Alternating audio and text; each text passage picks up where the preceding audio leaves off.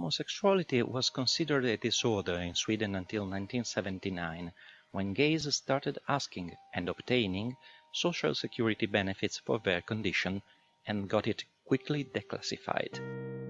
This is Exploring Unusual Sex, the podcast about odd stuff that helps understanding everyday matters. Our host today, from Milan, Italy, is author, journalist and personal coach Ayzad.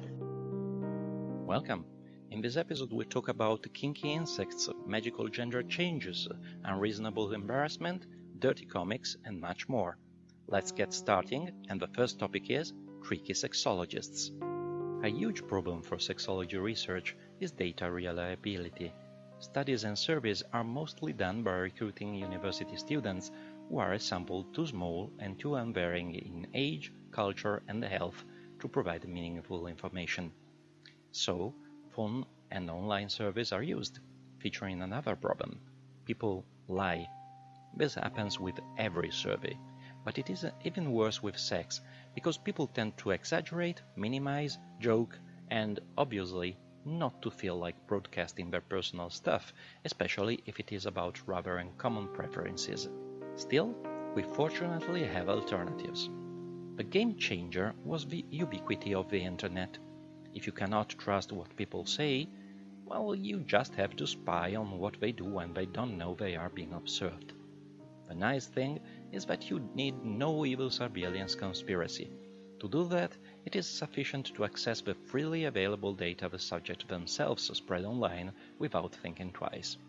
And here we could open a whole discussion about personal and corporate digital responsibility, but you already have held that talk way too many times. I will simply suggest to remember I am not a hacker. The information I am talking about is easily available for free to anyone interested. If this happens with your most secret erotic fantasies, go figure what you are revealing about yourself every day in less private fields. One first great data source is Pornhub, the giant online porn company that even has an official website to serve them, called Pornhub Insights. If you like statistics, it makes for exciting reading, also because it is run by excellent professionals who can clearly point to phenomena like the impact of election results on sex drive in relation to the party you voted, or the quality of a television series on the basis of how much of its audience chooses not to watch the latest episode and masturbate on a video instead. This is how, for example, you can learn that in July 2019 the call for a flash mob assault of the infamous Area 51 airbase sparked the curiosity about sex with extraterrestrials, actually about alien pregnancies in particular, while the stereotype of the abduction featuring anal probing made just the 11th spot. But you can do even better than this. Let me interrupt you just a sec for an important reminder. The episode notes contain all the links to the topics mentioned in the podcast, and if you want to dig deeper, you will find hundreds of further articles on the Ayzad.com website. One of my favorite non-fiction books is titled A Billion Wicked Thoughts. It was published in 2012, but it remains a research masterwork. The authors had the genius idea of taking all the major online search engines and monitor them for a whole year to see not only which erotic websites were the most visited, but also the content of every single search for sexual topics. The result, after a terrific data crunching, was that delightful book. Nobody knowing they were served removed every distortion, censoring, embarrassment or megalomania.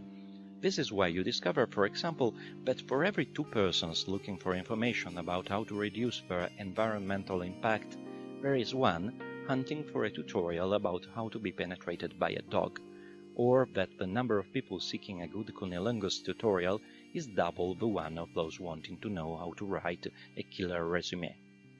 The project's budget unfortunately allowed to process just 400 million global searches, but they were enough to establish, for example, that the most common sexual fantasies are about people under 25, followed by male homosexuality, mature women, that is the so-called MILFs, and breasts. In the first 100 positions, the absolutely less popular genre is choking, which is surprisingly just 2 entries below oral sex on women. if you are nightmare connoisseurs, revel in the knowledge that the latter is an interest for exactly half the number of people who have erotic dreams about clowns. Anonymity does bring surprises. Could you imagine, say, that there were far more enthusiasts of horny grandmas than tattoo fans, or that sensual messages are half as liked as pissing games?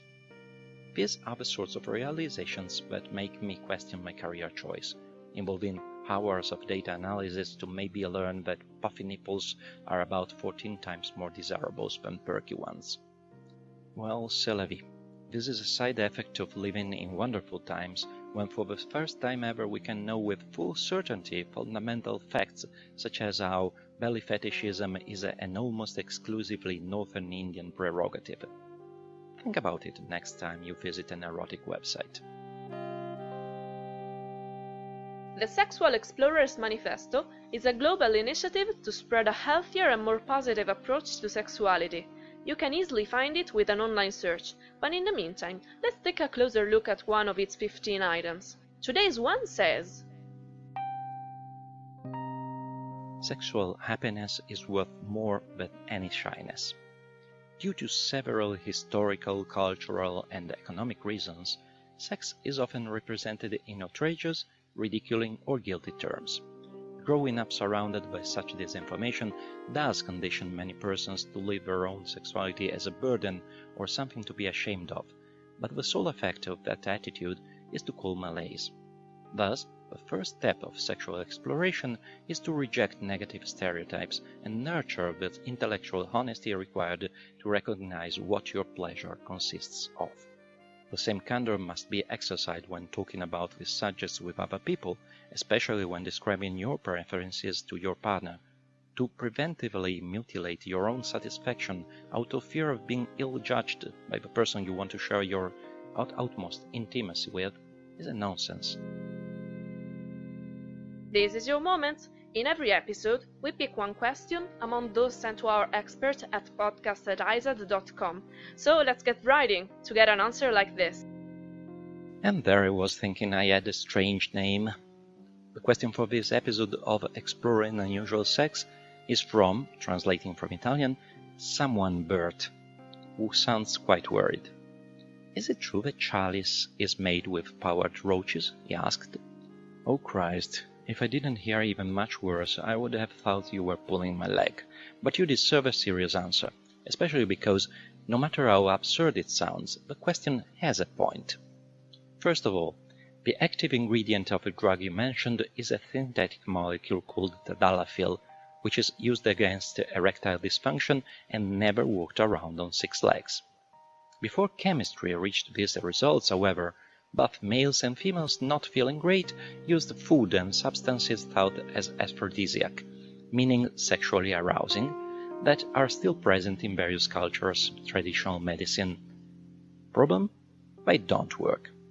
Be them oysters, grated rhino horns, eels, or strange sails, the only effect they have is of the placebo kind, or, in other words, they seem to work because those who use them are convinced they work. But they don't really have any metabolic action, at least in that field. The sole slightly effective exception for men is maca root, but it has nothing comparable to its pharmaceutical alternatives. On the other hand, starting in the 18th century, people often use cantharidin, which is a substance extracted from the shell of Lita vesicatoria, a green beetle resembling a stretched scarab, also known as a Spanish fly. So yes, someone actually gets help from dried and powdered insects taken in the form of pills or drops. Yet cantharidin is not a stimulant but an irritant, and when you dispose of it by urinating, the flow causes a genital inflammation facilitating an erection accompanied by a burning sensation.